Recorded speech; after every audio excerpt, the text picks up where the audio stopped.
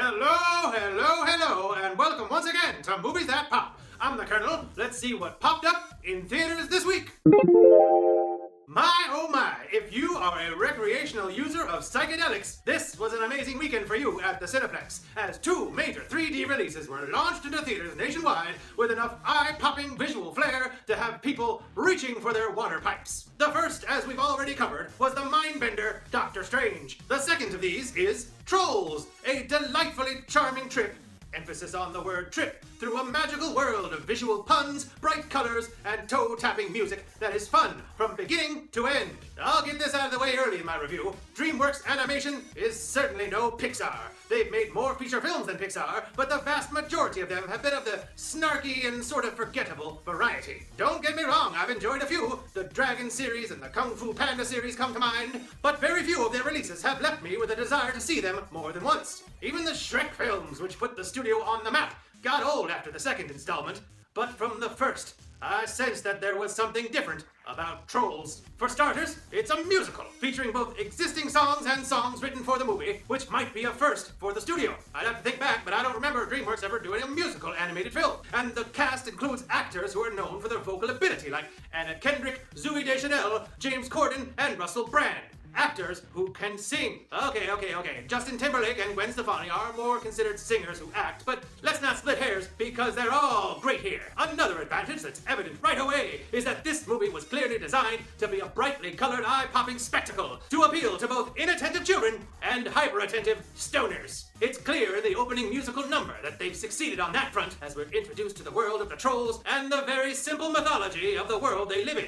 In this universe, the Trolls are tree-dwelling creatures who are always happy. They sing, they dance, and they hug each other all the time. However, they live in fear of the Bergens, a much larger race of creatures who live in a state of unhappiness. I guess because it never occurred to a single one of them to simply turn on the radio and start cutting a rug. They wallow, they sulk, and they live under the mistaken impression that the only way they can ever be happy is by eating a troll, which it turns out will make them happy for like a minute or two. Kind of like a drug, maybe? Now, here is the weakest part about Trolls, its main setup. Because that's it. Bergens are unhappy and non-musical, and Trolls are happy and make music, which of course is better, right? It all reminds me of another psychedelic classic, Yellow Submarine, with its blue meanie characters. When dealing with children or stoners, it's best to keep things uncomplicated, I guess. But in the case of Trolls, a movie with such a bright color palette, having the heroes in constant threat of being killed and eaten, well, it's kind of dark when you think about it. Don't worry.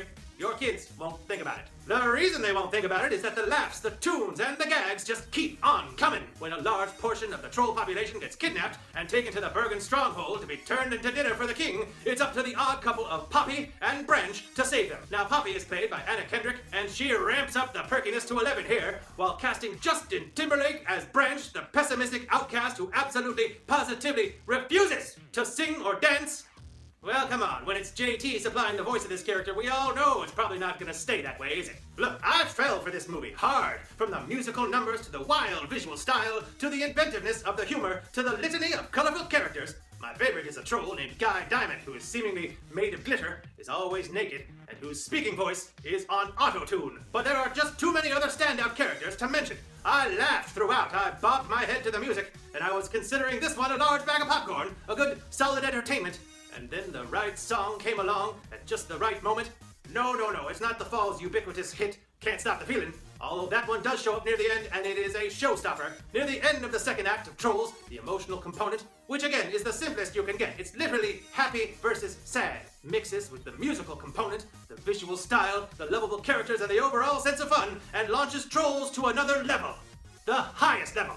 Extra large bag of popcorn for Trolls. This movie is an absolute blast. Like Warner Brothers did a couple of years ago with the Lego Movie, DreamWorks has taken a toy, a decades-old line of dolls with no underlying story behind them, and used them as inspiration to create quite possibly the best animated film they've ever made. One that will resonate and fascinate upon repeat viewings, whether you go to a late show with your girlfriend, Mary Jane, or to a matinee with the kiddos. I laughed, I cried, I bobbed around in my seat, and I was stone cold sober. With Zootopia, Finding Dory, Kubo, and now Trolls, and with Moana coming later this month as well, 2016 is shaping up to be perhaps the best year ever for animation. And the Academy Awards race for Best Animated Feature should be pretty exciting come February. That does it for this edition of Movies That Pop. Don't forget to follow me, the Kernel, on Twitter @moviesthatpop. Click icon right down there to visit our channel if you'd like to see more and support us, please, by clicking subscribe while you're there and by clicking the thumbs up icon below. I'd like to hear your thoughts on Trolls in the comments as well. Did it rock you like it rocked me? In the meantime, thanks for watching. I'm the Kernel, and I've got this feeling inside my bones. It goes electric wavy when I turn it on. Off from my city, off from my home. We're flying up no